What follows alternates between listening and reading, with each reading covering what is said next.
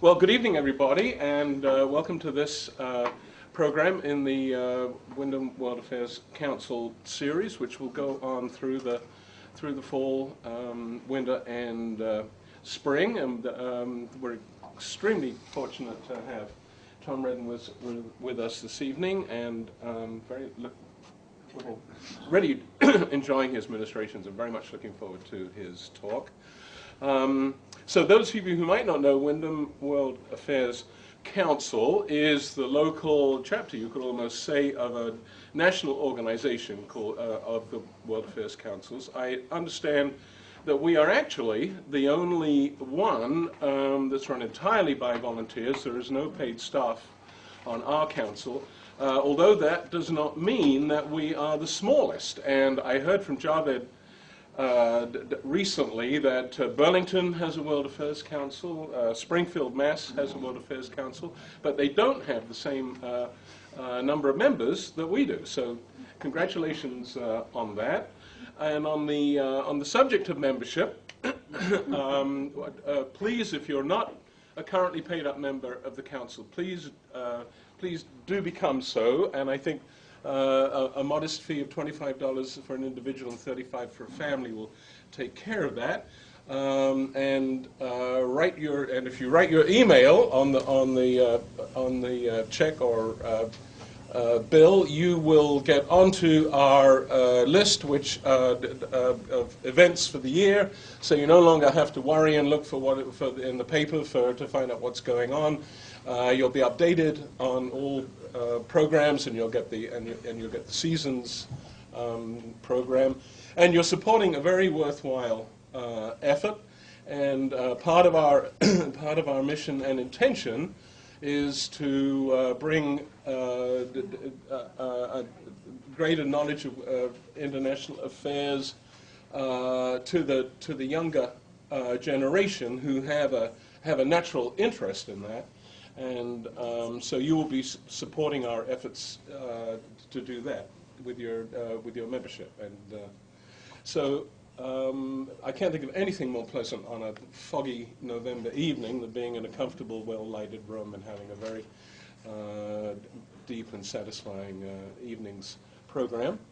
And so I'm going to ask Professor Tim Little, a member of our board, to introduce Tom.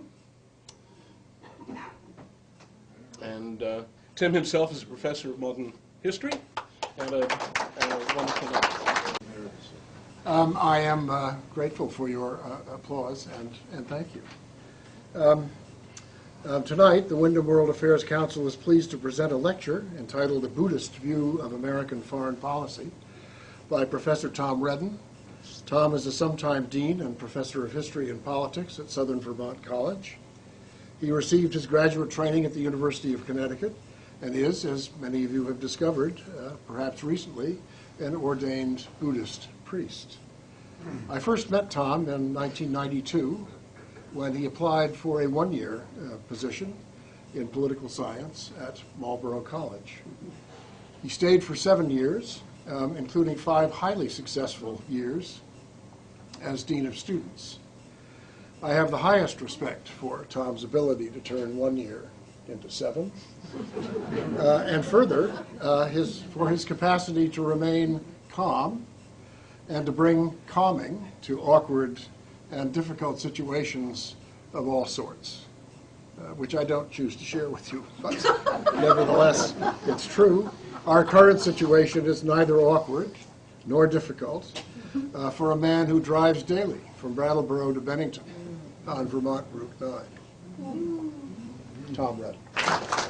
It's a great honor for me to be here today. Can you hear me in the back? Okay. All right. First of all, I want to thank the Windham World Affairs Council for this distinguished invitation to be here, and for Peter and Tim's kind introduction. I want to especially thank Jeff Burgess, who did the press around this of great diligence and patience, and Maria Dominguez, who's been kind enough to help us out at VCTV today. So, but mostly I want to acknowledge the Chaudhry clan for their ongoing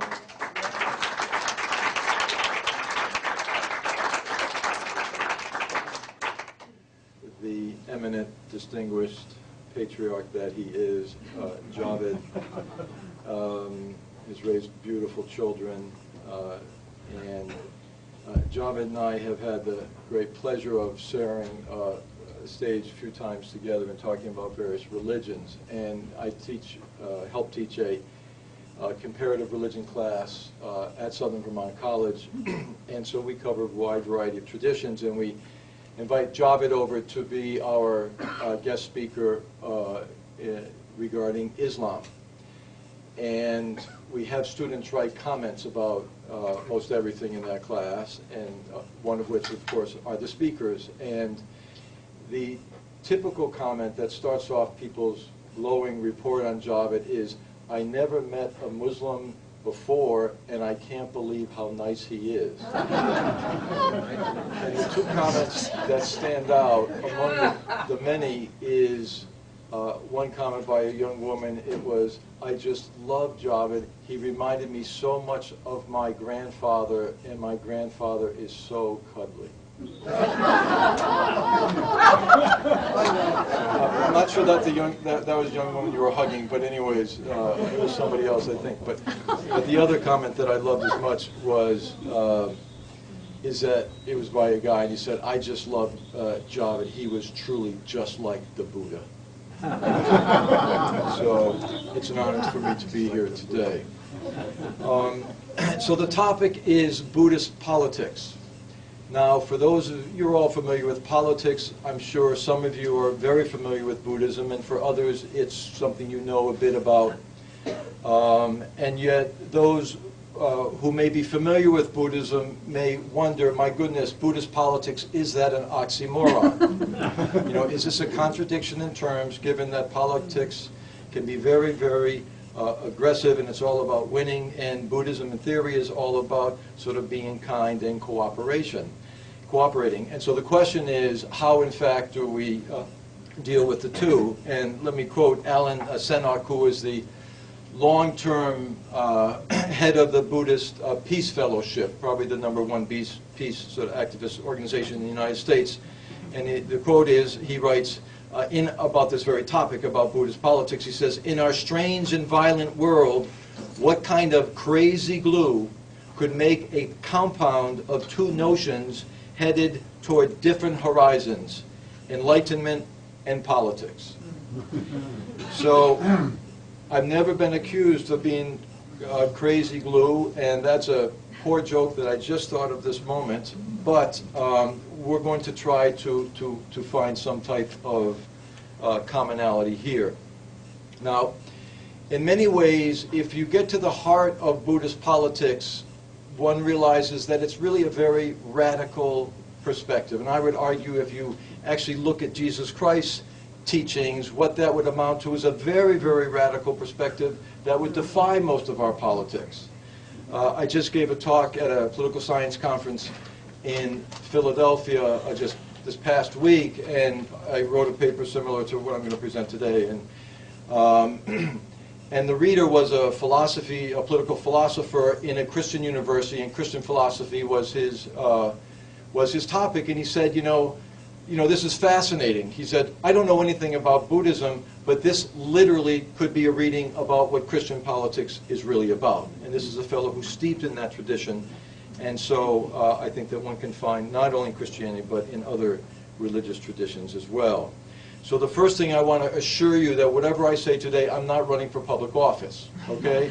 Because when we get to some of the real issues around the implications of a Buddhist politics, the fact is that it's in many ways anti-political, it's apolitical, it's contrary to the traditional definitions of what politics is about. The talk today, ultimately, in my sense of this, is that it is about values. We talk about family values, and we know that this has been a theme since, conservatives for quite a while, and our good friend, what's Quayle's first name? Dan Quayle, when he made that the headlines. But the fact is that this is about values at the end of the day, it seems to me. And in presenting what is the sort of nutshell of what this is, I want to suggest that Buddhist politics is fundamentally about loving each other.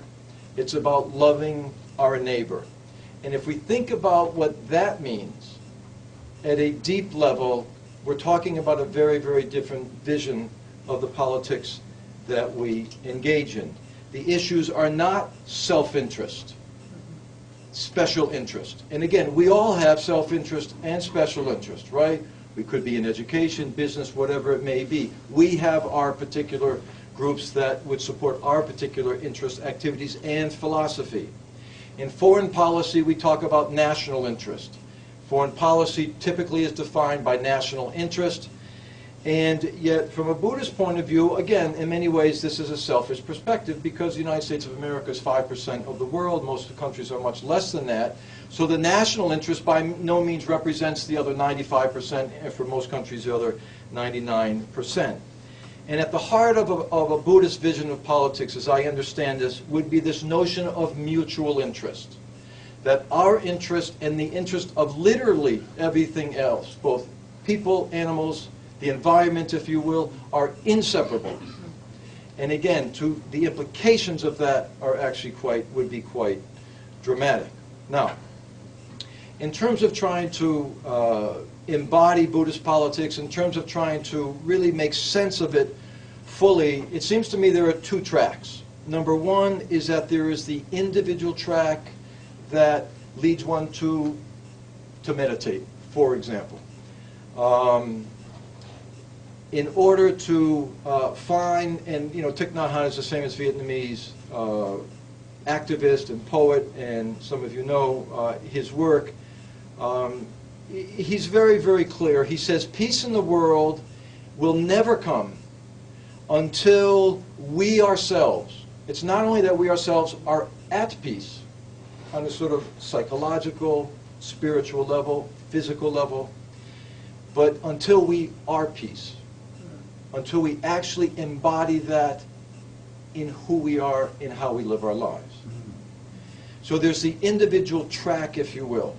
And then separate from that is the idea of building a society, what we can call a compassionate society. And compassion, some of you know, all of you probably know, break the word down, kan meaning with, passion meaning suffering. And so when we are with suffering, we're with the suffering of others. Compassion implies being understanding, number one, being aware of, paying attention, identifying with other suffering, and yet due to our individual practice, due to our own individual sort of richness in our lives, is that we're able to respond to that. We can act upon it. So it's understanding others' passion and then basically wanting to do something about it. So in trying to envision, and I use the word vision here because the fact is that what I'm articulating here, trying to make sense of, is a vision. It's a model. It doesn't exist any place in the world. It's an ideal in many ways.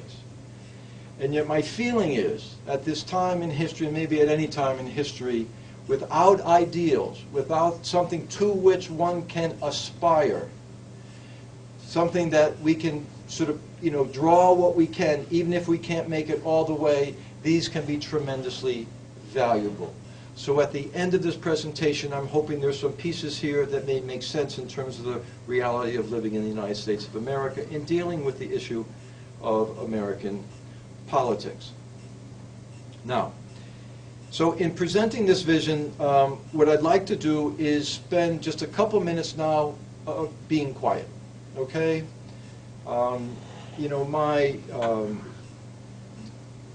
My strong sense of this is that if we talk about being peace, being peaceful, we learn, most of us, there may be some exceptions, but surely most of us, surely for myself, unless we learn to be quiet, it's very, very difficult for us to really carry our lives with the grace and the compassion that we seek. So what I'd like to do, and I know some of you we've sat together before, and that was a wonderful thing. I want to thank you all who were here earlier. I just love being with you. Is that I'd like to sit for just a couple minutes, and I'd like to simply follow our breath. okay? And so if you can indulge me, I know that this is out of, some folks' purview or sort of experience, but if we can just take a couple of minutes, I just ask that you sit up straight and that you inhale and just very, very naturally exhale and count the number 1. Inhale, exhale, 2. Inhale, exhale, 3.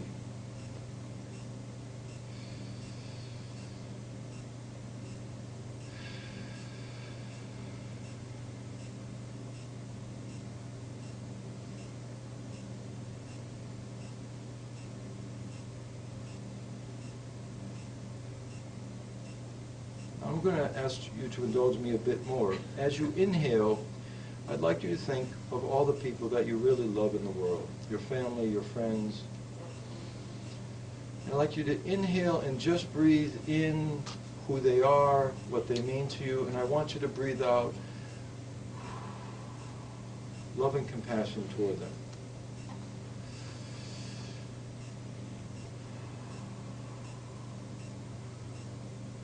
This is the easy one.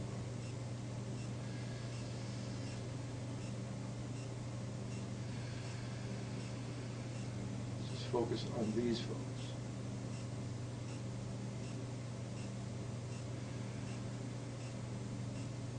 And now I'd like you to think about all those people you walk by on the street whom you don't know.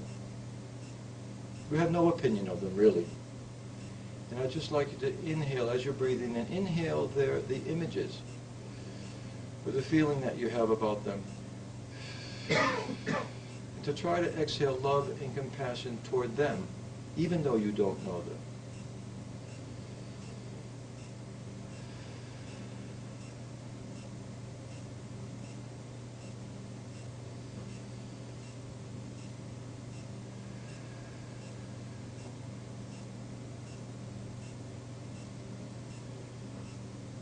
Here comes the hard part. I wanted you to think about the 1 or 2 politicians you really detest in terms of their politics. It could be George W. Bush, could be Barack Obama, could be Dick Cheney, could be Saddam Hussein, it could be whomever it may be. And I want you to breathe in their images and to try to breathe out love and compassion toward these people whom you really, really don't like.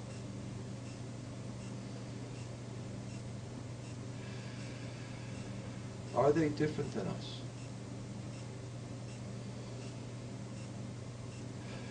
Do they love their children as we do? Are they going to die someday just as we are? Do they experience both happiness and great sadness?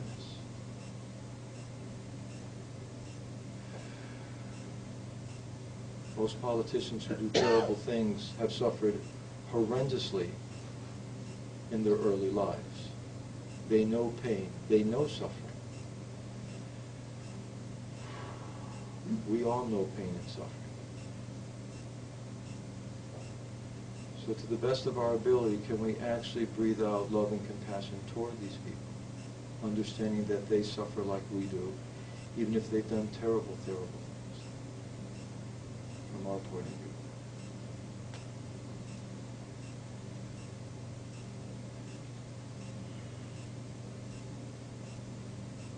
Okay.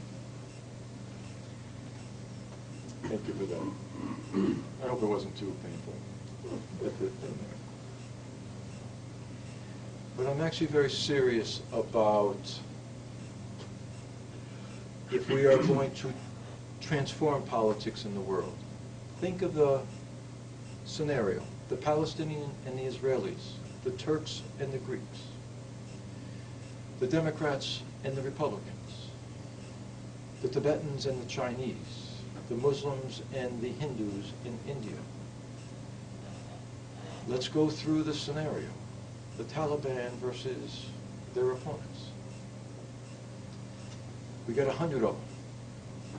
And one of the questions, it seems to me, is are these crises, are these problems going to be resolved until we actually are able to see the so-called other is basically not different than we. This is very difficult for us, for people who are passionate about their politics. But I ask the question, are we going to bridge the gaps of the conflicts that exist without seeing these folks as basically no different than we? And the fact that we come from very, very different backgrounds. We may have very different personalities. But at the end of the day, do we in fact have a common goal of trying to live a life that's going to make us happy? And in fact, do these people really want to continue? Our so-called enemies, would they prefer peace than the ongoing conflict? And the supposition here is clearly that we all want to be happy, that we would prefer this.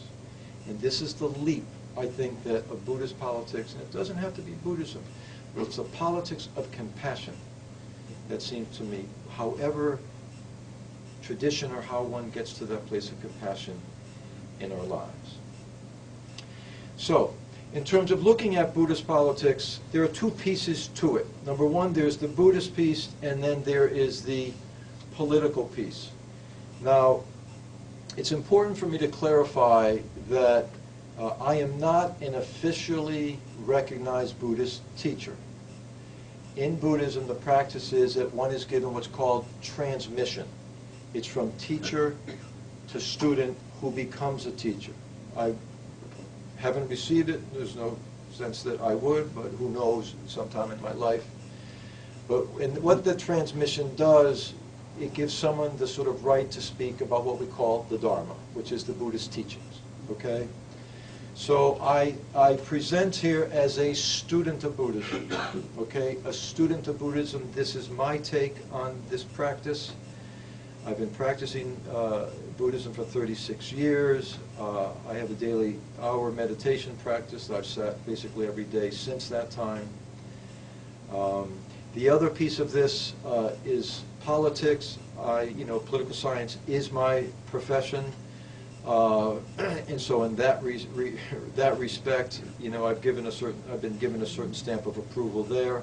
But again, I consider myself to be a student of politics. And I want to be very clear that whatever I say here, I am not particularly attached to it.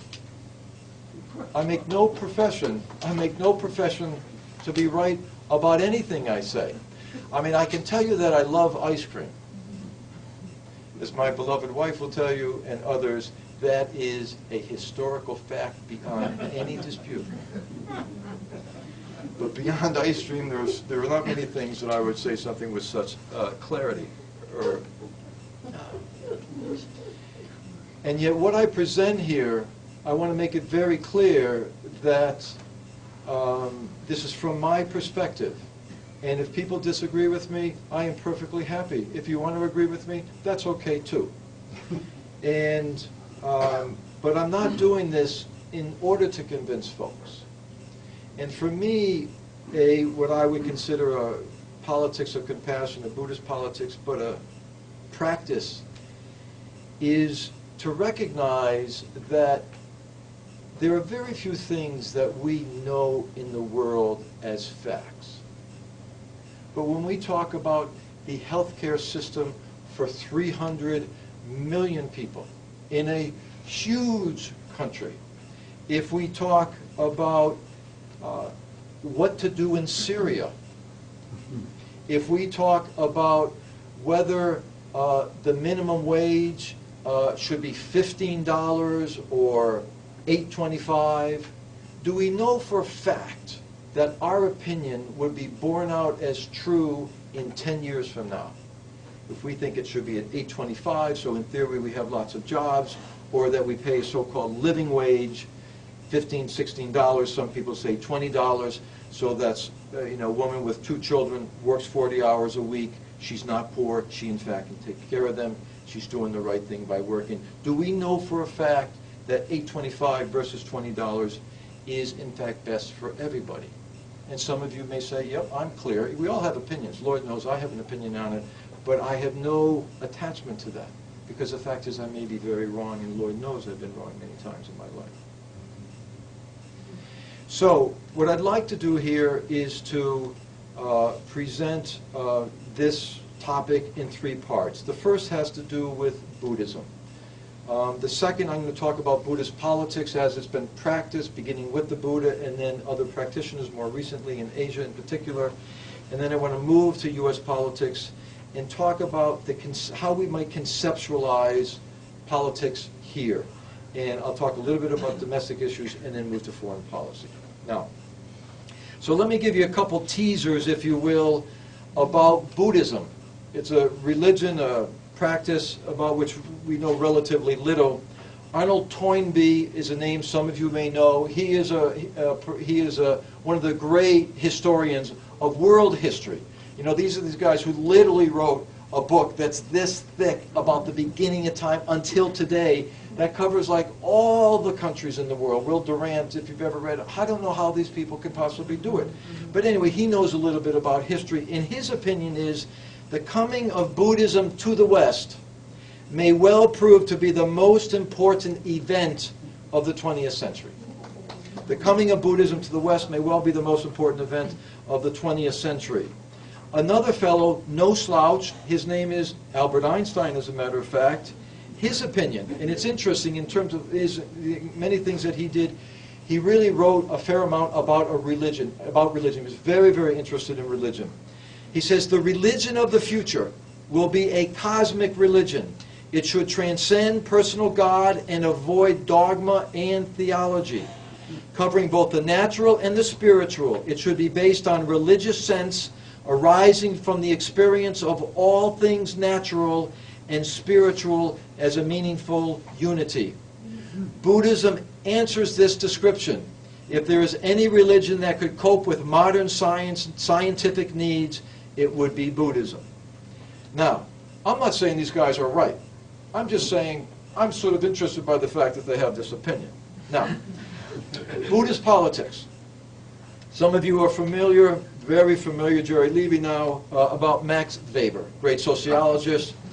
And what we know about Buddhism and politics, excuse me, in the 20th century was really was influenced by Weber's writing early on about religion in Asia, comparing it to the Protestants in capitalism in the West. And his opinion is that Buddhism was an otherworldly religion that was really not concerned about the mundane things of life.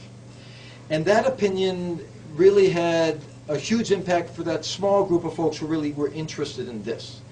The Buddhists today would say that, in fact, that's a misreading of Buddhism. And Lord knows, you read Weber's book, this guy tackled just in a phenomenal amount of religions and so forth.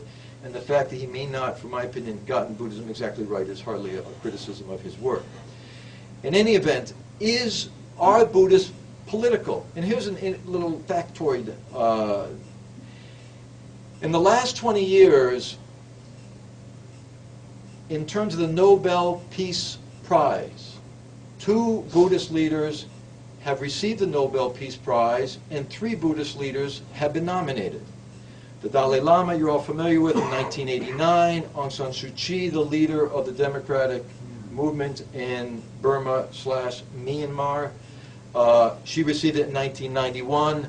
Nominated, this fellow I quoted, Thich Nhat Hanh, was nominated by Martin Luther King in 1967. And this guy's story is a phenomenal story. I'll talk a little bit about him.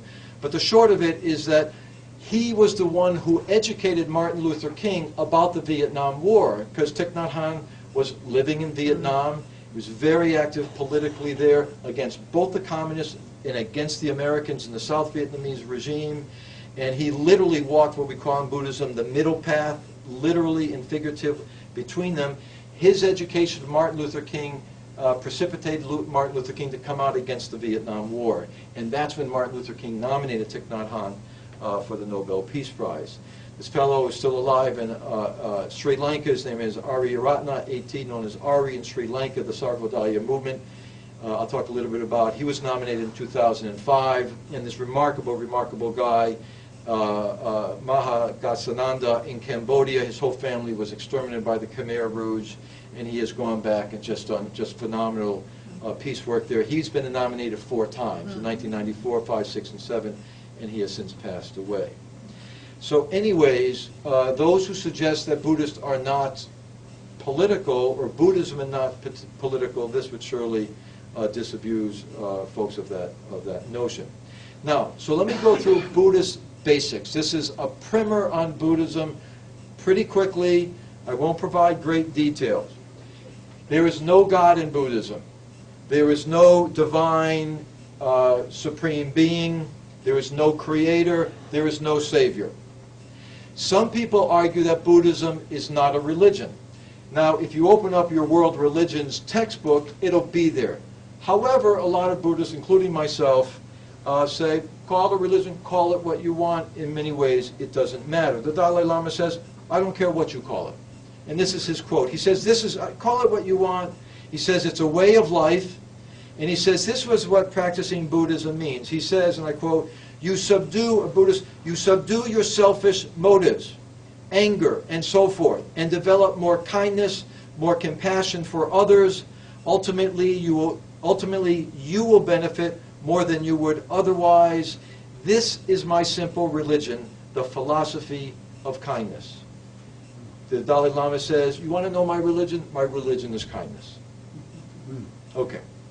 Now, in terms of the history of Buddhism, the question is, from where does it come? And the answer, it comes from a guy. His name was Siddhartha. Yes, it is, Siddhartha Gautama. And he was born, and scholars really debate this, but basically around 500 BCE, before the Common Era. The date that's often given is 480 in a town so-called Kapilavastu, which is in present-day Nepal. So he's right on the Nepalese-Indian border. And the story goes, and I should say, what we know about Buddhism and his teachings comes down from a 400-year oral tradition.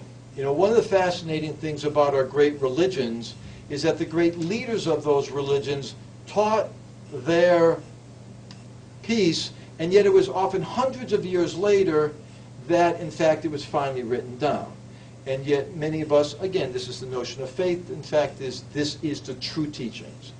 Who knows if this is the true teachings of the Buddha? And what they did, basically, all the monks after he died got together, and they literally memorized. They set up these different groups, and they literally, like in groups of 100, consolidated and memorized his teachings, and for 400 years they passed on these memorized teachings. So that's how, and then finally it was written down in a language called Pali, P-A-L-I, sort of a cousin of Sanskrit, and it's in Pali in Sri Lanka that the most extant, meaning the most sort of living or present body of writing of the Buddha's teachings exists, and that's about 2,100 years old, something like that. So anyways, when I talk about this is what the Buddha said, this is what are in the text. And I met this guy, he didn't really know who he was at the time, but this fellow grew up in Brooklyn, New York, went to Sri Lanka, became a monk, and has become just a remarkable translator of Pali into English. And I actually brought a few books, it's in the bag in there, but if anyone's interesting, and for a long time I've been looking for this book, it's an anthology, it's about 250 pages long, it's beautifully indexed, and it's basically the teachings of the Buddha in the short form.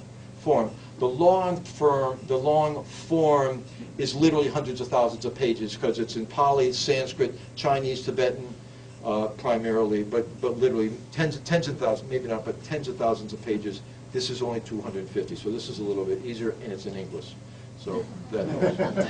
Anyways, so here's the short, so we have this guy, Siddhartha, this is the story, right? Siddhartha Gautama, his father was a prince, okay? Some would say a king. He was the son, or he was one of the sons. In India, now at the time, the caste system was consolidating, and he came from the second class, the so-called warrior caste, which was also the governing class. You were warrior / sort of administrator governor, okay? Or political leader class. So he's from the political class. And it was assumed that, of course, he would follow his father. And so, you know, as was tradition, they had a soothsayer come and they examined the mother.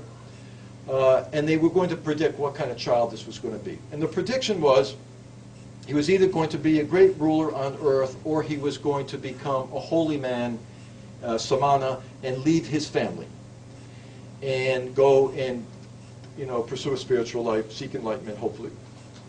And the father, being a father, is going, geez, leaving us forever or keeping him here to be with us forever, I'm going to go for that one. So what he decided to do is build this literally this little paradise for his son, 3 castles for the different seasons, literally a harem. This kid grew up with more comfort than we could probably ever imagine. He got married, had a son, and the father protected him from the outside world, the pain and the suffering of the outside world, because he was afraid that he may find something and then leave forever. And as a matter of fact, a very curious young Siddhartha goes out beyond the palace gardens, and he, according to the story, he has an experience of four experiences. He sees a sick man, and he goes, what's the matter with that guy? He's with his servant, of course. He's sick. What do you mean he's sick? Well, yeah, he's sick. People get sick. I've never seen a sick person. What do you mean he's sick? This is terrible. And then he sees a dying person. He goes, what's the matter with that guy? He goes, well, he's dying. What do you mean he's dying? I've never seen him die. And then he saw a dead guy, okay? And young Siddhartha, he's 29 years old at the time, but he's a young man, and he was just totally, taken aback by this and just deeply, deeply troubled. And then he saw this holy man walking one day with such incredible calm. And he said, that's for me. And so the young Siddhartha, in the middle of the night, story goes, leaves his child, his wife. Sounds like, a sad story, women, what happens to the women left behind, the children left behind? What did Jesus say to his disciples? Leave your folks, follow me. I guess there's only a couple of them, but still, that's a sad story. Anyways, he goes off. For 6 years, he studies with the most prominent yoga teachers, meditation teachers. 6 years later, he comes to a night, he says, I am ready. And through this course of the night, he goes to this deep, deep trance and goes through, after 6 years of unbelievable ascetic practices of basically starving himself to death, all sorts of meditative states, he has an enlightenment experience. And he wakes up in the morning and he says to himself, I am awake. I am the Buddha. And he touches the ground and he says, the good earth is my witness, the fact that I am now awake. And so the story goes is after some consternation, the Buddha decided to go off and teach, not unlike the great prophets in history, Jesus and Mohammed. And he said, geez, do I want to do this? And eventually he was convinced to do this. And for the next 45 years, the Buddha traveled northern India and taught his message. So Buddhism is the understanding that this man, this young priest, after 6 years of very intense training, came to in this night of enlightenment. It was not from God, it was not from a voice, it was through the human experience, and through a deep, deep and powerful meditation. And so Buddhism as we know it is the teaching that came out of this very human experience. Okay? It is for that reason that Buddhism argues that everyone, anyone, can be a Buddha. We all have that human capacity. So that's where the teaching comes. Okay? Now, so what are the teachings themselves? So let me just, again, go through. It's really a little bit of a list here, but I'm just going to list them off, and later we can, if you have questions, I'm happy to talk about. Let's talk about reality. What he found is that, number one, all things, what we call in Buddhism, we talk about the 3 characteristics of existence, or the 3 characteristics of reality. Number one, that all things change. This second, my body's actually different than it was 5 seconds ago, and now it's different again. The weather is different. That river is different. Our thoughts, everything is different. This is different at a subatomic level. So number one, all things change. There is no permanent self. That what we call this self, our sense of ourself, our personality, the fact is that there's nothing permanent about it because it's changing all the time. The third sort of characteristics, this is part of his insight, if you will, is the fact that life is what we call dukkha, or suffering. And it's not this in a depressing way, but it's a basic fact.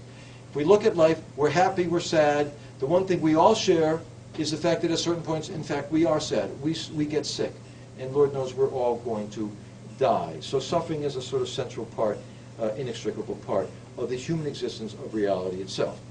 So the path that, the Buddha then came to what was called the Four Noble Truths. Life is suffering, it has a cause, there is a way out, and there is a path that a way out is possible, and what we call the Eightfold Path. And basically what that says, live a moral life, meditate, be kind to folks, have a productive livelihood, work hard, and you can be happy, and in fact, you can be enlightened. And you know, there's many more details to us, but that's the short of it, okay? So here's the path that he lays out.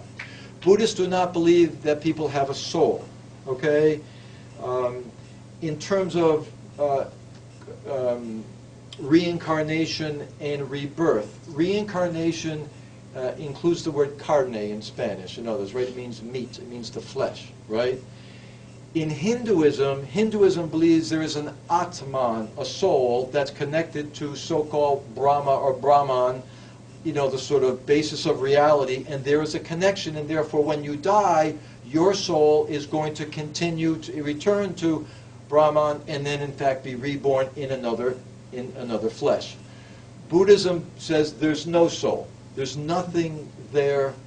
And the question is, although Buddhism believes in what we call rebirth, so what exactly is reborn? What is reborn is your karma. There's the karmic energy that we create by the good things we do, by being kind, being loving, and the bad things we do by being selfish and being hateful.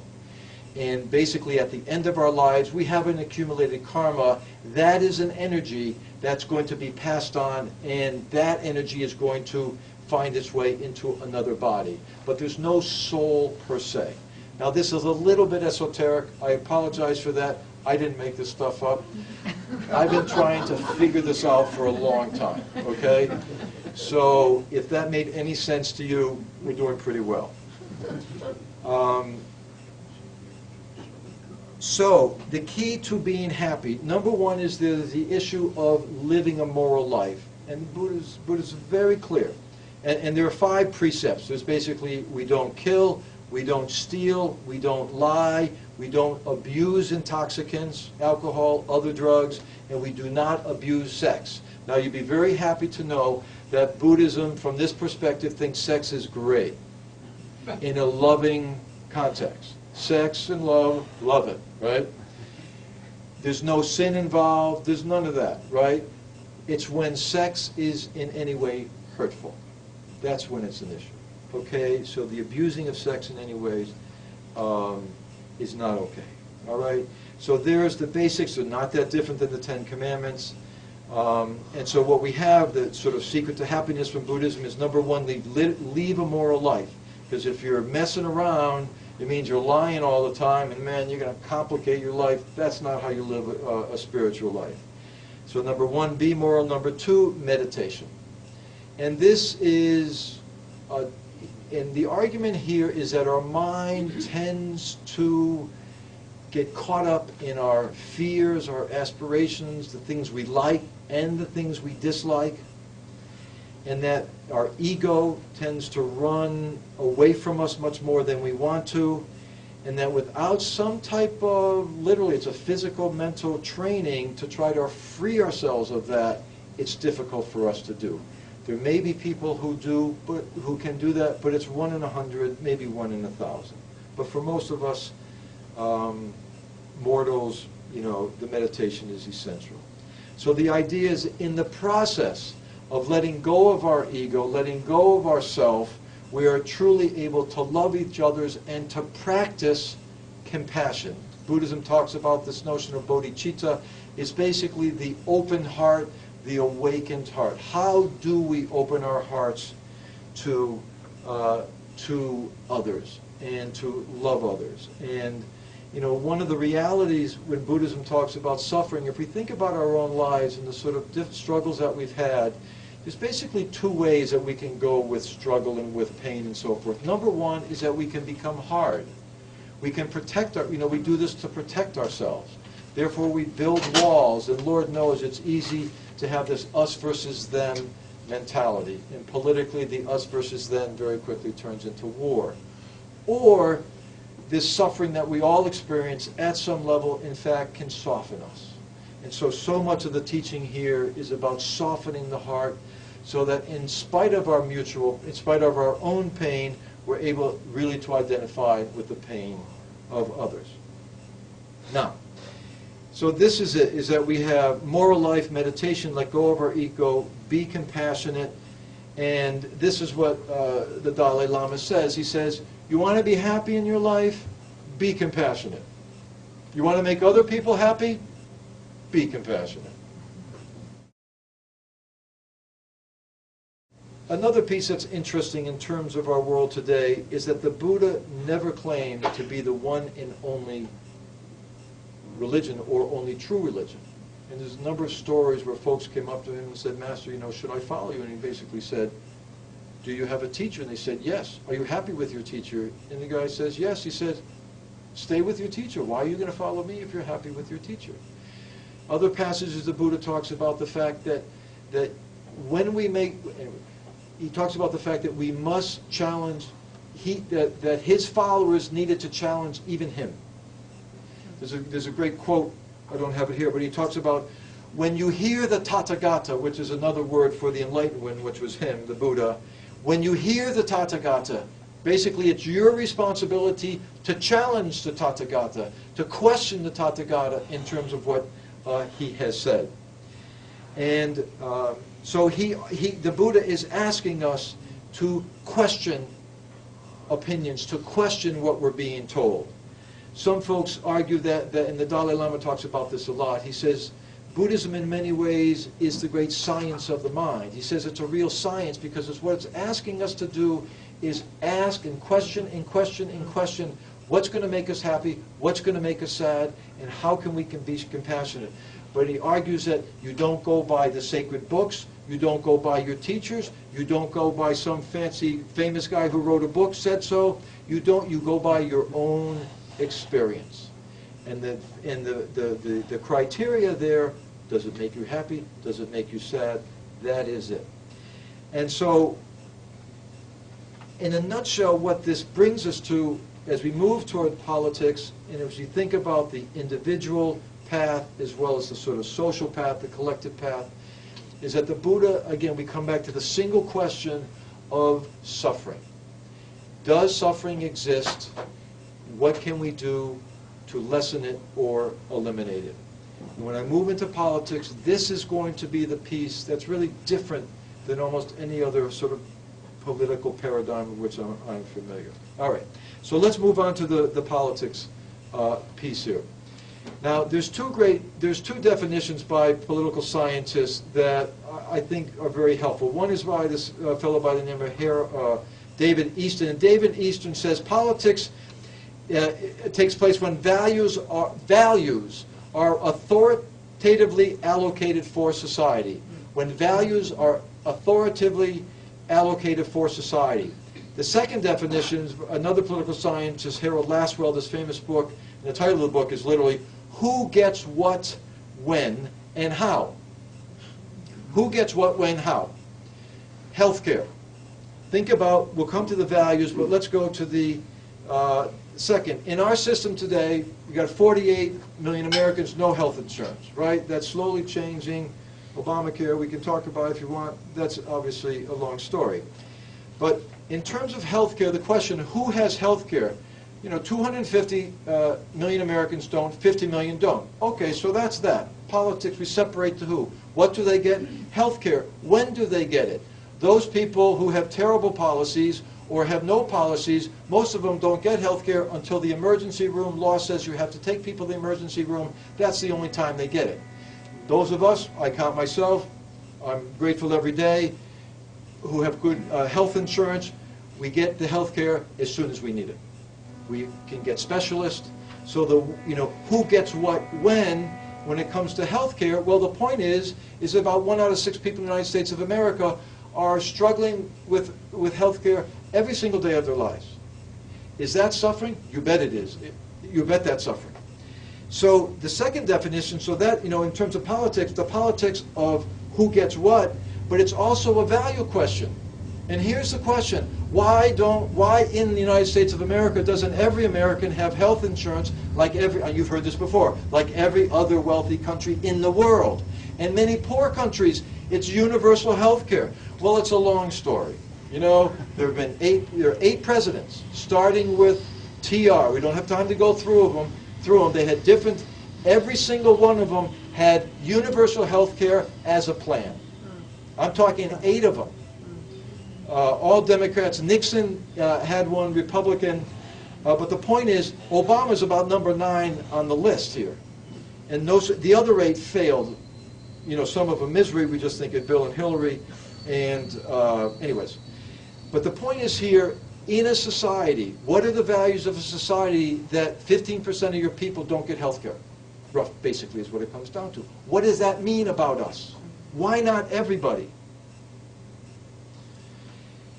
So, definition of politics can help us as we think about this.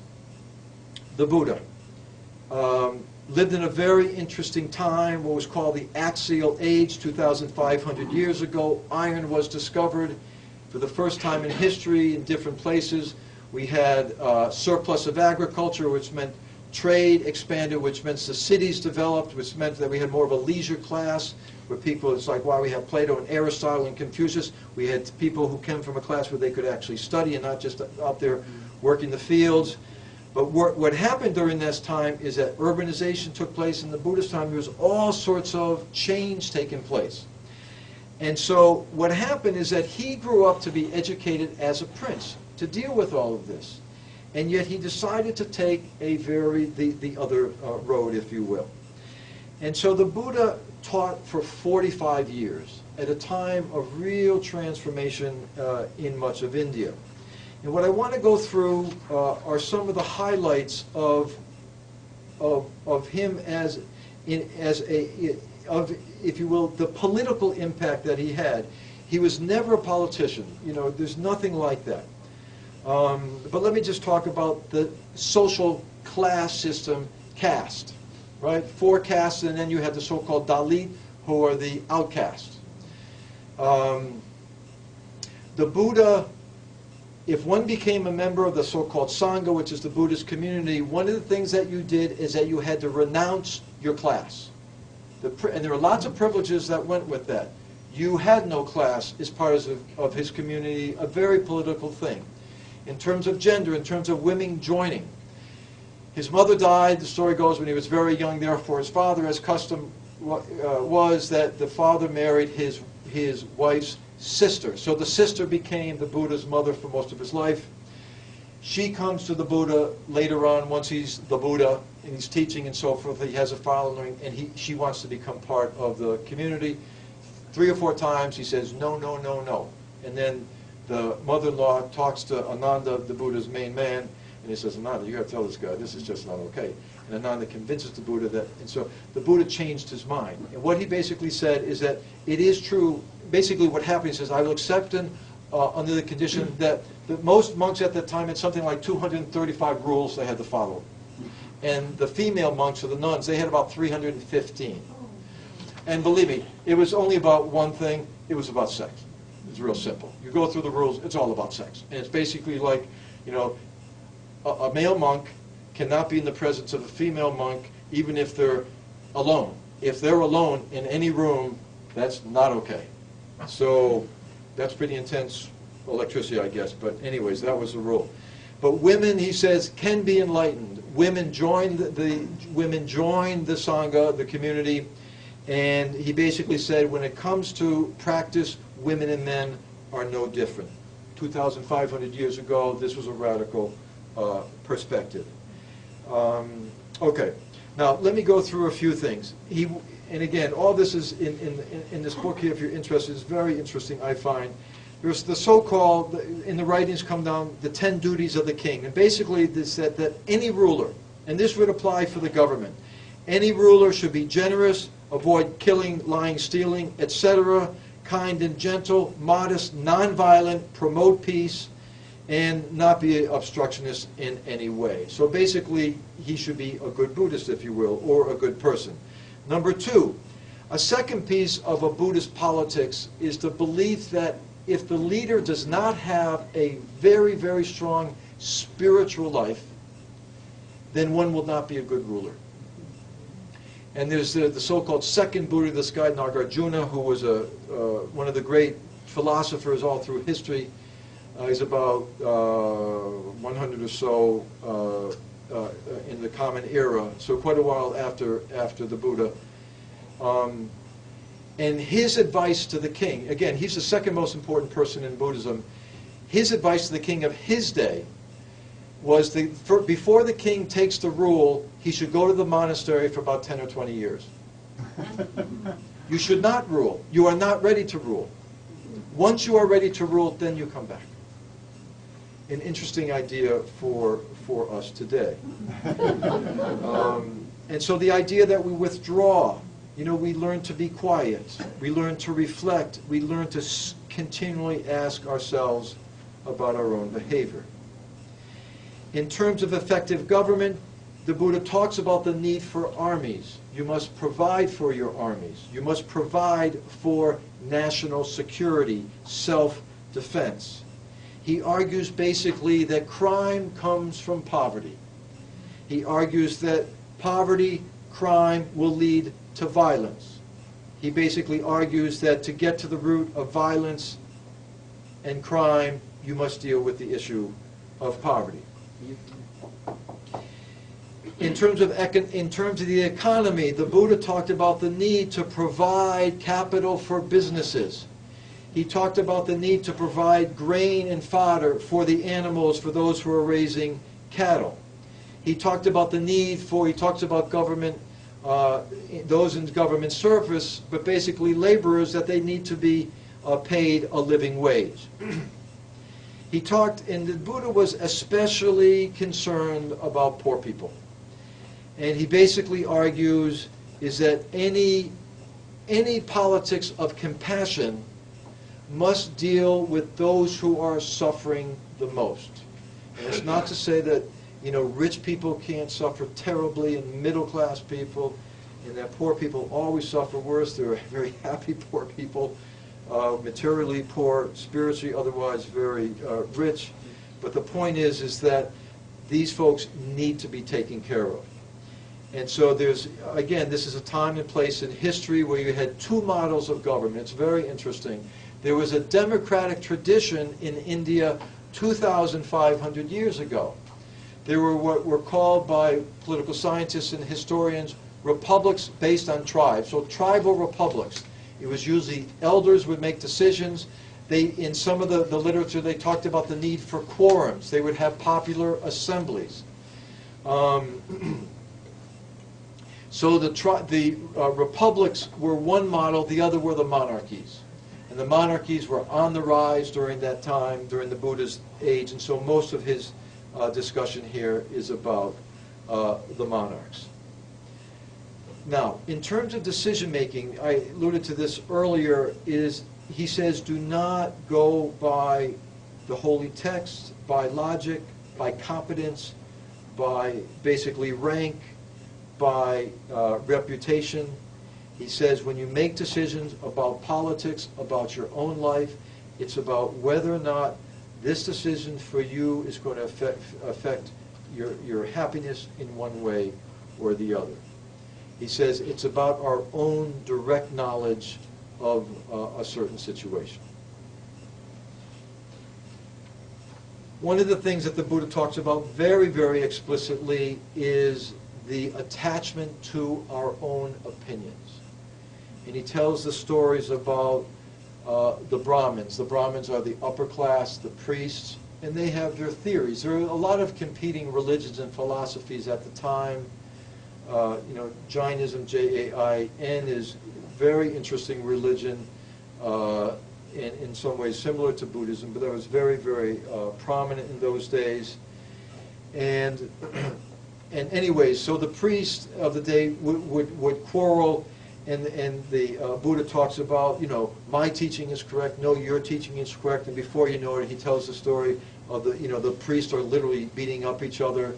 He tells a famous story about the blind men who are being asked, describe the elephant, and you have one blind man, who's feeling the trunk. Wow, it feels like a snake. And this guy says, he's got the tusk and says, boy, it feels like this really hard rock or something. And then you got the tail, oh, this is kind of, feels like a whisperm or something. And then you got the belly, and this feels like a big, boulder or whatever. But the point is, the story is that before you know it, all the blind men, they're fighting over each other because in terms of their own reality, what they're saying is exactly true, right? The tail felt like this. The tusks felt like that. So it was true, but of course it was only partial.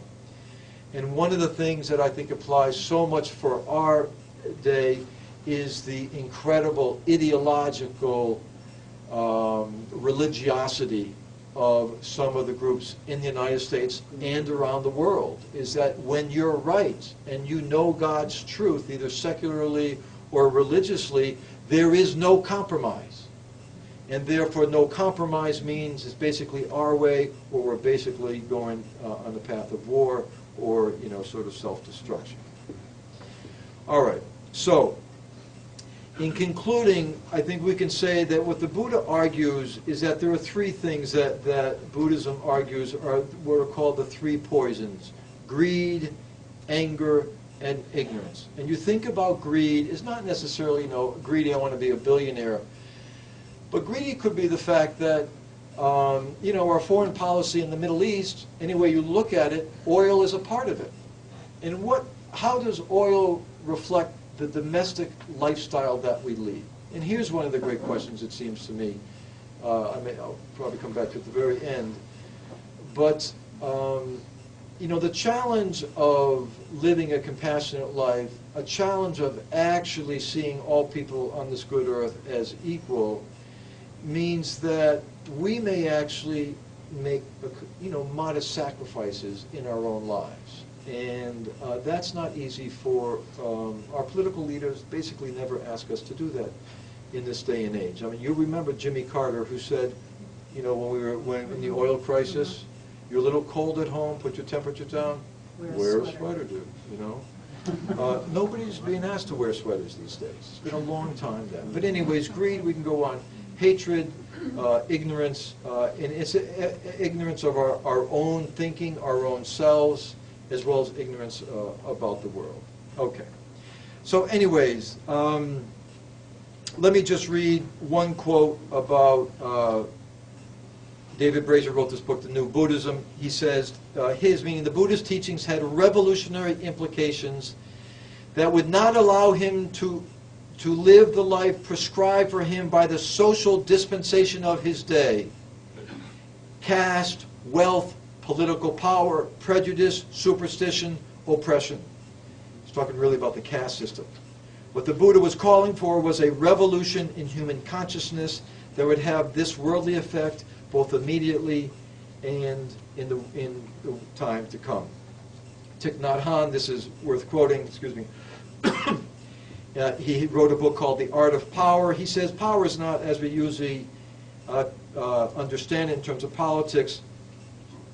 He says true power implies transforming ourselves, transforming our afflictions, fear and anger.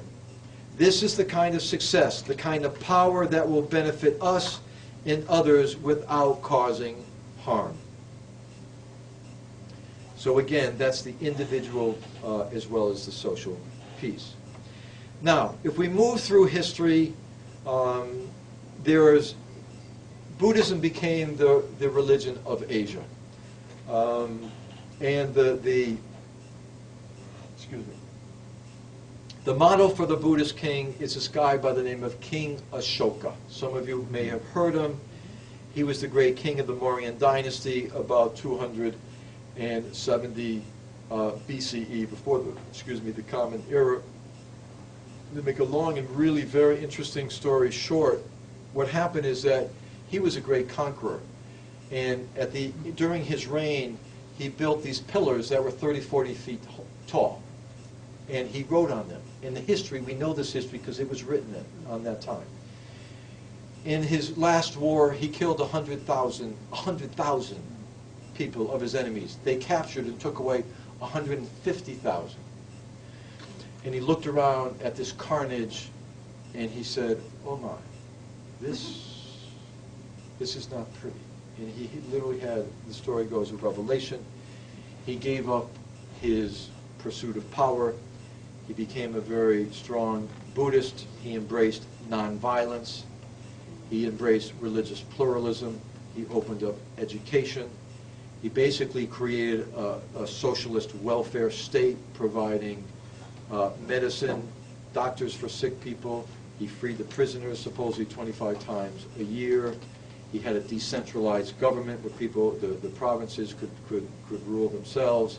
And basically his model is the fact he would provide the basic needs of the people so that in fact they could be, live a good life, but also that they could practice this particular religion of Buddhism. Now, so going from, there are a lot of other stories, but he is the sort of prototypic example of a good Buddhist ruler. The reality, though, is about 2 generations after he stepped down, they were wiped out. And if it had anything to do with that or not is another question, and I'm very curious about that. But one of the responsibilities of any leaders is to make sure that your people survive, or your number one responsibility is to make sure your folks survive. And anyways, I'm very interested. I don't necessarily assume that the link is between this sort of compassionate politics and their ultimate demise. Okay. Now, in moving on to the present time, there are a number of Buddhist leaders that are worth mentioning, and let me speak to them very briefly. The Dalai Lama is one, Thich Nhat Hanh. I guess I went through the other one, Aung San Suu Kyi, and this fellow Ari Yaratne in Sri Lanka. But let me just highlight a few of the principles that would go into a Buddhist politics today in sort of putting them together. The Dalai Lama is very clear. He talks about politics that, the traditional politics practiced by 99% of the politicians in the world. This is how it's been done. This is how it's done today. This is how it'll be done in the future by and large. It's all about interest, right? It's about self-interest. It's about whatever interest you're involved in terms of the country. It's about national interest.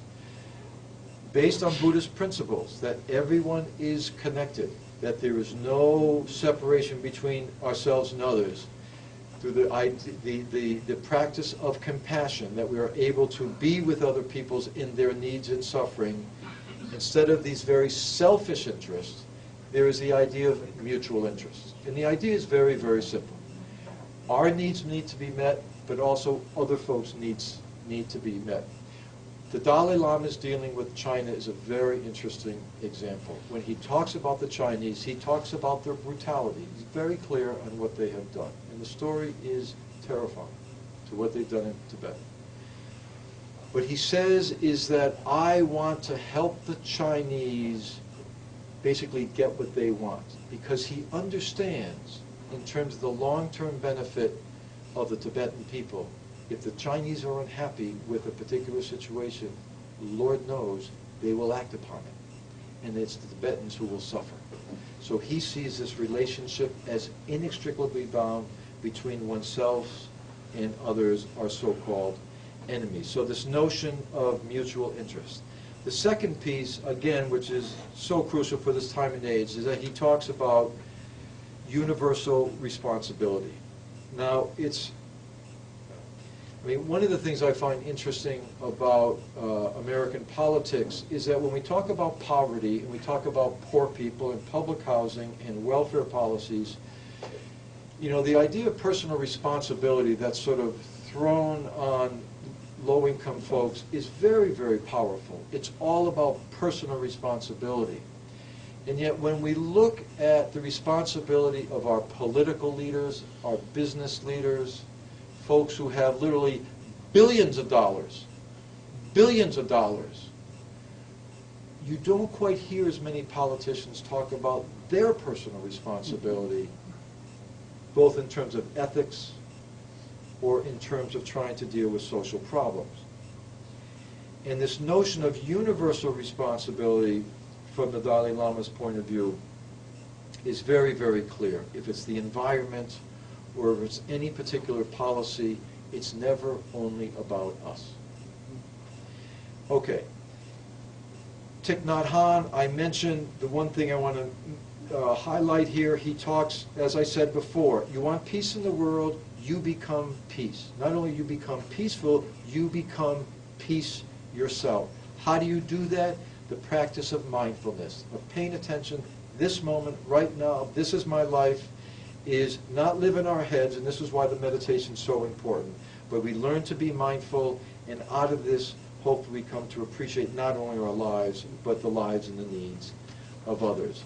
Aung San Suu Kyi, just an incredible story. If you have to read this woman's story of just unbelievable hardship. She's now leading, her husband died of cancer a couple of years ago. Just a heartbreaking story altogether. The brutality of the military in Burma is not to be believed. I've heard talks from Buddhist monks from Burma who have come to the States and have been tortured for years and years. And it's amazing, these Buddhist monks, this one guy is probably about, I don't know, 50 years old. He had been tortured for 10 years in a row. And his comment was, I was so grateful that I was being tortured and not people in my family. And he said, because of my meditation practice, I could deal with the torture. Anybody else in my family, it would have literally killed them. Aung San Suu Kyi talks about the importance of loving her enemies. This is a woman who spent 15 of 20 years under house arrest for doing nothing but giving speeches. Totally nonviolent. They didn't let her husband back in because he died of cancer. She didn't see her kids for years at a time. I mean, literally 15 years. She said, we've got to love our enemies because if we don't, then this cycle of hatred is simply going to continue. And the Abhidhamma, this great quote of the Buddha, it's translated differently, but one translation that resonates with me is that hate will never be won over through hate. Hate will only be won over through love. And this really is at the heart of all of this. It's interesting, the Dalai Lama, Thich Nhat Hanh, Aung San Suu Kyi, all of them are very clear. Violence and aggression is unacceptable. Violence in the name of self-defense is necessary. And the argument is very simple. The guy with the machine gun who walks in that door could kill, the 40, 50 of us here in a matter of minutes. Is it ethical from a Buddhist perspective, which again, violence is to be avoided at all costs. Is it ethical to shoot that guy dead and save 50 lives? And the answer is absolutely yes. Now, you will find some Buddhists who say no. And I respect that, I understand that, but from these folks who are under fire, and again, this is a last resort, and they don't recognize. They also say, there's tremendous suffering that guy is going to, that I'm going to cause. I am going to cause tremendous suffering by shooting that guy dead, even with a good part, if you will, of saving all these lives. Okay, now, when we put all this together, we come to what I'm calling a politics of compassion. There are other Buddhists who talk about this. Anyways, and this resonates with the work by this woman by the name of Karen Armstrong. Some of you know her. I think that she is an absolute treasure. And if you ever want to see her, she's on the TED television. She's a British woman. She was a Catholic nun. She left the church. She's written a wide variety of books, including Buddhism, Islam, Christianity, Catholicism. Her stuff is very powerful. And she wrote this book called The 12 Steps of Compassion. And I want to read what she said. And again, this is a scholar of the first order. I don't know if there's a scholar who is as broadly read as she is in the world today. I'm not a scholar of this area, but her scholarship is breathtaking. And she's not Buddhist, and her book on Buddha was one of the best. After reading literally hundreds of books, this is one of the best books I've ever read on Buddhism. Anyways, she says, one of the chief tasks of our time must surely be to build a global community in which all peoples can live together in mutual harmony. Most of us would like to think that religion would be a vehicle to achieve that, and in fact, Armstrong explains, all faiths insist that compassion is the true test of spirituality.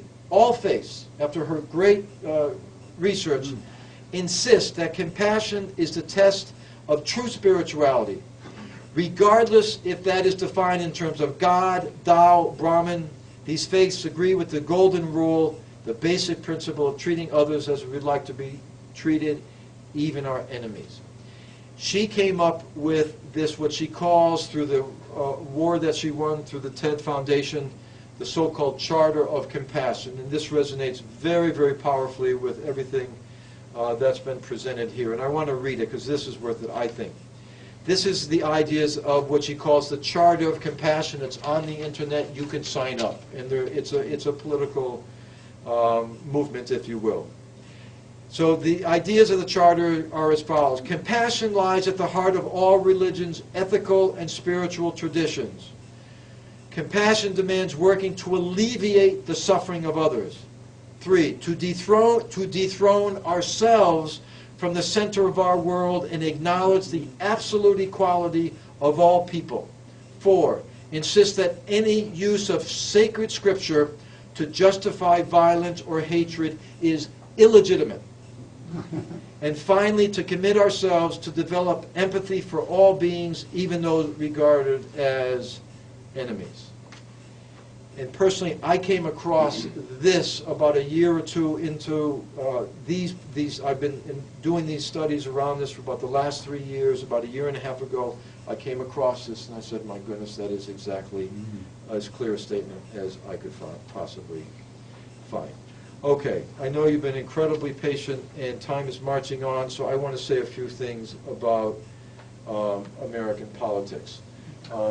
If I could, Dr. Ruth Ann Dunn here up at Leland Gray is a wonderful teacher and mentor for so many of our kids. I'm grateful that she's here.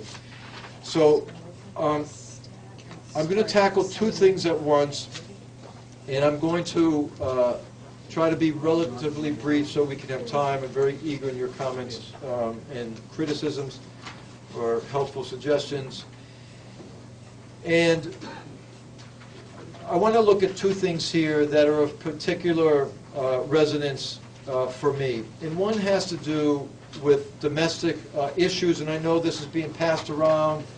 There are about 50 copies. There may be enough for everyone. If there are two of you together, if you could take just one, my guess is everyone would get it. So what I'd like to do is highlight two pieces of this notion of a Buddhist politics. Number one is the issue of suffering. Is there suffering? How do we eliminate it? And number two is the notion of compassion, that we are truly not separate from everybody else around us.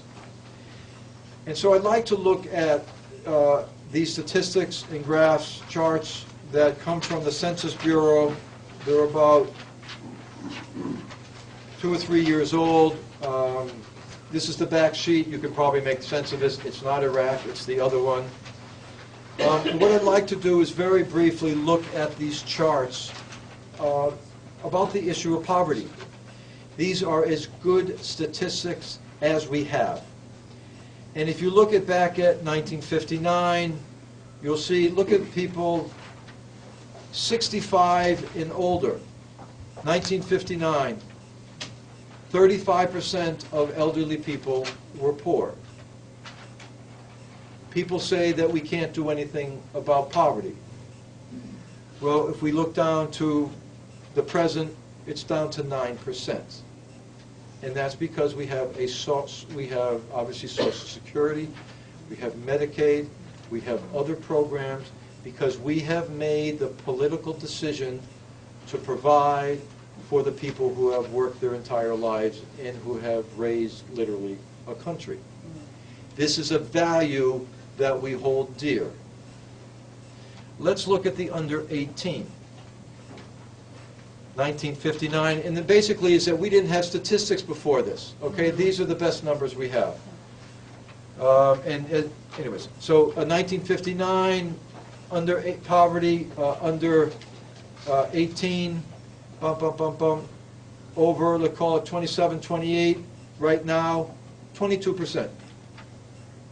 That's 1 out of 5. That's almost 1 out of 4. I mean, when you think about this, and here's the question. This is the norm. If you look at this, we're talking the 60s, the 70s, the 80s, the 90s, the 10s. We're talking over 50 years. Democrat, Republicans, Democrat, Republicans. We can go through, you wonder what the shaded in area, those were the recessions, okay? What we see here is that in the United States of America, the wealthiest country in the history of the world, we don't have any real problem with the fact that 1 out of 5, over 1 out of 5 of our children are poor today and will remain poor. This is the consistency. 20+% of our children will be poor all year, and next year, and the year after. We talk about national security. Think about the countries we've invaded in the name of national security. Think about a country that has 1 out of 5 children living in poverty as built into the system. If this is not a condemnation of the value system that we have, I don't know what is. And it's not that we are not good people. And when I talk about Democrats and Republicans, I don't talk about, oh, well, those people. I think that every single Democrat and Republican in politics, I think they're basically good people. You may disagree with me, that's fine. I think they're all good people. I think they're trying to do the right thing. I think they're monumentally confused about what's important. The very first precept of Buddhism is right understanding.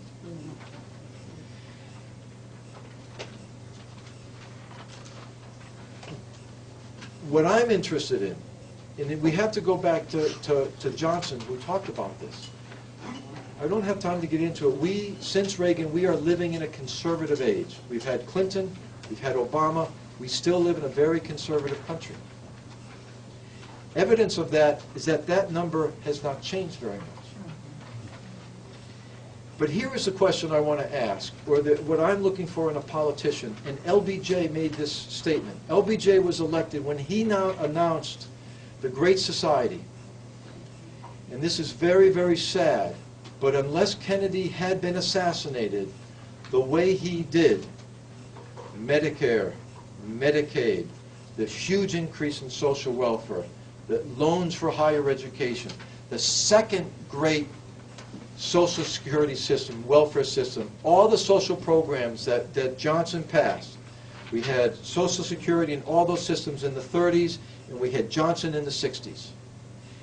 Without Kennedy's tragedy, Johnson would never have been able to get basically the Southern Democrats to get to approve these measures, and some Northerners as well.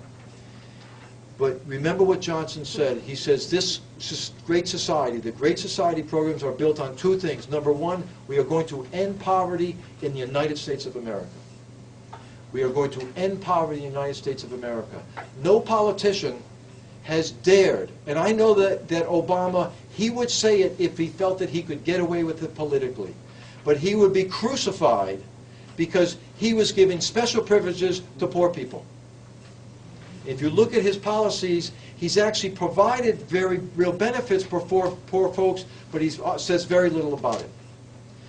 But what Johnson said, there are 2 things that we need to do to be the United States of America. Number 1, we've got to end poverty in the United States of America, and we've got to end racism in the United States of America, because you can't end poverty until you end racism.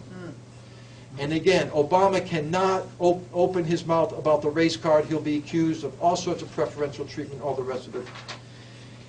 And the sad fact is that it seems to me we are in a place today that our politics, that our moral system is upside down.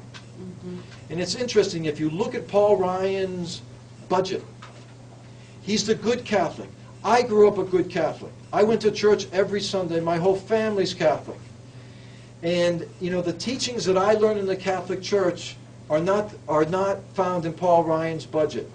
His budget calls for, you know, billions and billions of dollars of cuts in social welfare programs. Something like 60+% of the cuts are going to low-income people, are coming from low-income people. What's happening, the debate today, the Senate is saying 4 billion cut in food stamps. What's the House saying? 40 billion cuts. Now, I understand some of you may support the 40 billion cuts. I respect that. I'm not trying to convince you otherwise. I respect that position.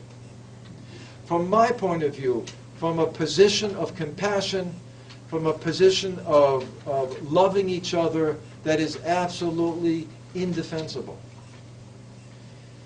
So what the debate is today, they're moving between 40 billion in cuts and 4 billion. It's going to be someplace in between at a time when the wealth of the country has become so skewed. And again, I applaud people who are wealthy from hard work and all the rest of it. I have rich friends, and I love these people no end.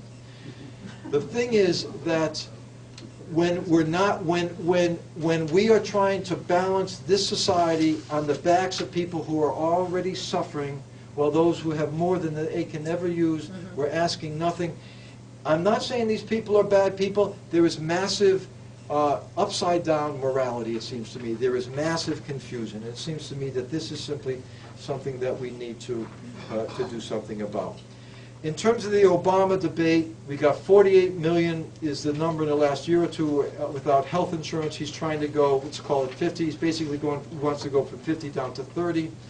One of the amazing things about this debate is the fact that it's all about whether or not it's a government takeover of programs, or whether or not some people have to pay, are mandated to pay penalties, or they have to buy insurance. And I appreciate that. I'm not belittling people's concerns and their anger about this. Where have we heard about the 50 million Americans who literally are basically unable to get health insurance? Think about the human suffering that is involved in that. The depth of just think about all the parents going to bed at night terrified that their child with asthma, the child that has all sorts of conditions, they do not have the money to go to get health care because it's not bad enough for the emergency room, and they don't have the money to go to the doctor. How do they live their lives with 24 hours of worry and anxiety? That level of suffering is phenomenal. There's a study by Harvard that says that because we do not have universal health care, that 45,000 Americans die every year. I'll say it again. A Harvard study came out a couple years ago. 45,000 Americans die every year because they do not have health insurance. Or they don't, it's either they don't have adequate health insurance or they don't have any health insurance. 45,000 Americans. How many wars are we have we been fighting for far less than that? And these are something that we can do about. These are problems we can do about it. The second piece here in terms of Iraq, and again, this is all about the question of suffering. All the question about, are our policies addressing suffering in the world today? Domestically, in terms of poverty, in terms of health care, those are things that the government can have a huge impact. We may not eliminate altogether, but the amount of suffering that we can eliminate is extraordinary. Now, we can talk about American foreign policy. This is the field of academics that I study most. And this is obviously we have a long history. And, you know, there are very few people who are defending the war in Iraq. There may be a few. But even those who supported it admit that this has been just a terrible situation and hardly a success after in hindsight. And yet what I want to do in terms of this issue about human suffering is to actually turn this a little bit into like real live people. And some of these statistics, it's really hard to get my head around Iraq, we know, fine, it was we can say, yeah, that was a mistake. This is the issue. It was a mistake, and yet, we go home. And all the American veterans, Lord knows the suffering that they have. But as a country, the impact has been minimal, if not modest, for most people. But basically what happened is that, this country has literally been torn inside out, upside down. Just a couple statistics. There are the population, 30 million people. This is a guy, his name is Professor Juan Cole. This is his expertise, okay? These numbers you have to understand, they are not rock solid. These are his best estimates. You can look him up. You'll find some people that agree. But in terms of ballpark figures, these are very responsible estimates, or let's say the best estimates. This guy's a very responsible scholar. There, orphans in Iraq, 4.5 million. Think about that. 4.5 million orphans. Internally displaced, 1 million. Refugees in Syria, 1 million. And these numbers may be higher at the moment. The number of people living below the poverty line, 7 million. Who live in slum conditions, 50%. Who lived in slum conditions before the war, 17%. The people who have died, etc. Basically what we have is that we have a country that will experience trauma for the next 20, 30, 40, 50 years. And this is the difficult part of studying all this stuff, is that, and it gets to one of the things that, let me try to wrap this up. And we can look at Vietnam, we can look at Nicaragua, we can other things. And this is not to say that the United States of America is a remarkable country. I've traveled all over the world. I've lived in Asia, in Europe, in Latin America, traveled most places in between, a lot of places in between, not most places, but a lot of places in between. And I met people from all over the world. And the fact is that the conversation I've had since I was young until recent trips is almost always the same. If there are 3 people here, it's like, I'm here, I'm American, this guy's from France, that guy's from Japan. It's like, where are you from? Oh, I'm from Japan. Let's say we're in a foreign country, and they say, oh, you're from Japan. Oh, okay, that's nice. You're from France. Oh, that's nice. You say, where are you from? You're from the United States. Oh, you're American. Immediately, the conversation is different. Oh, you're American. Really? And I find at that point, it's a fascination. There's an incredible fascination, an incredible appreciation of what this country is. The fact is, millions and millions of people around the world want to come and live in this country, right? And I'm grateful for my life every single day for that. So that's not the issue, that this is a remarkable country. But when we talk about what we do abroad, it's very, very difficult to get our heads around this. Because the fact is, this information comes and goes in the news, and guess what? We're on to the next country. We're now in Syria. And Iraq is gone. We're pulled out, sort of, officially. Afghanistan will pull out the next year, and I think this is a good idea to pull out. But the fact is, what is left beyond, they're out of our consciousness, and then we're going to move on to the next crisis. But the human suffering here is going to go on for generations. And the question I ask is, are these policies creating more suffering in the end, or reducing suffering? And the fact is, a lot of our policies do reduce suffering all over the world. When there's a crisis, who do they call upon? They call upon the United States of America. This whole terrible situation in the Philippines, guess who's going to probably provide the most money? The fact is we are.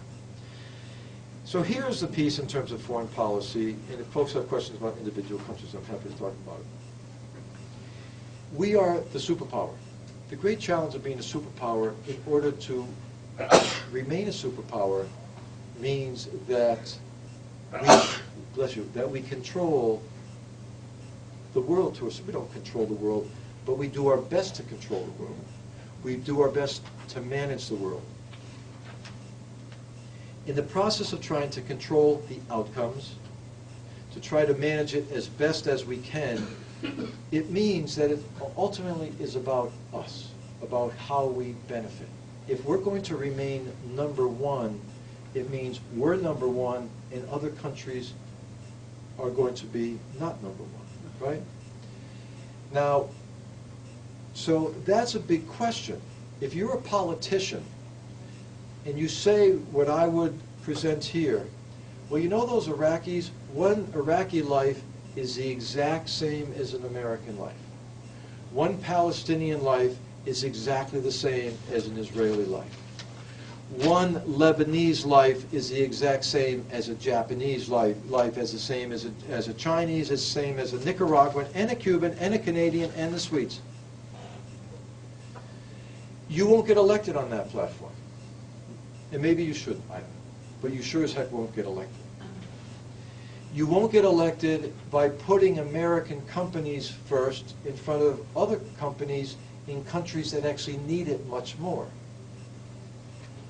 The corporations that are abroad tend to be very wealthy and powerful corporations, which is why they're able to go abroad. They often compete against local, indigenous farmers, merchants, all the rest of it. For American business to grow and expand and to support those folks, more often than not, means that local people will be hurt. And so in terms of human suffering, of course, we get richer, they suffer more. And this is the great, when I talk about Buddhist politics, will never get me elected, or never get one elected, I'm not running, so never get one elected, is because the fact is that, and what's your name talks about this, we're talking radical equality of every human being. The nation boundaries, they begin to disappear. Religious boundaries begin to disappear.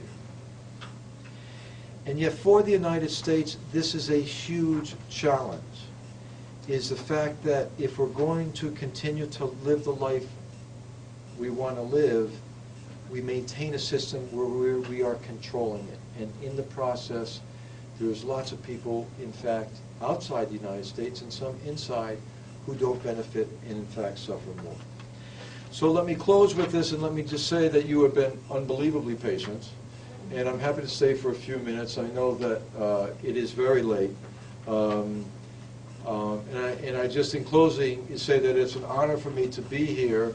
And as I said, you haven't thrown no one has thrown a shoe at me yet. And so that's a good thing. If you're I remember George Bush when he went through that. No one's thrown a shoe at me, so that's a good start anyway, but I know the night's not over. And so I want to thank you. So you've been wonderful. And so thanks a lot.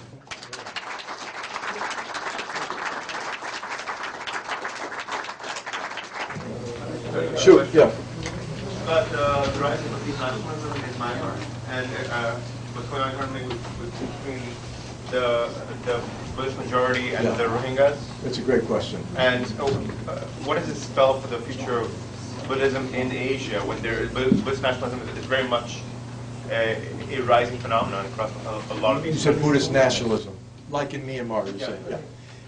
You probably all know, but in case this slipped by, in Western Burma, Myanmar, and I won't go into why it's called both of those, but it used to be Burma, then the military regime turned to Myanmar, which is supposedly the ancient name, but when you say Myanmar, it's identified with the military regime, and that's why when you use Burma, it's more with the liberation, it's freedom from that, etc. But anyways, Burma, Myanmar is a very Buddhist country. As Buddhist country as any place in Asia. In the western part of the country is a Muslim population. And there have been this one particular Buddhist leader who's been very, very violent toward this minority population. And then these Muslims have been killed. It's been horrific. And it violates every single principle that Buddhism stands for. One of the questions is, what have the Buddhist leaders in Burma, Myanmar done about it? And the woman I mentioned here, Aung San Suu Kyi, has been asked about this. And she is totally opposed to nonviolence. She is anyway, she is a national icon at this point. People listen to her like nobody else in the country. And people want her to criticize this Buddhist monk very, very directly. And everything I've read suggests that she says, no, I am not going to criticize him directly. Her argument is that it's the government's responsibility. One can agree with that from that point of view. Some people have criticized her because she said, because she's, and again, for those of you who are up on this, Burma had just this brutal military dictatorship for 50 years, and a couple years ago, this is a real miracle.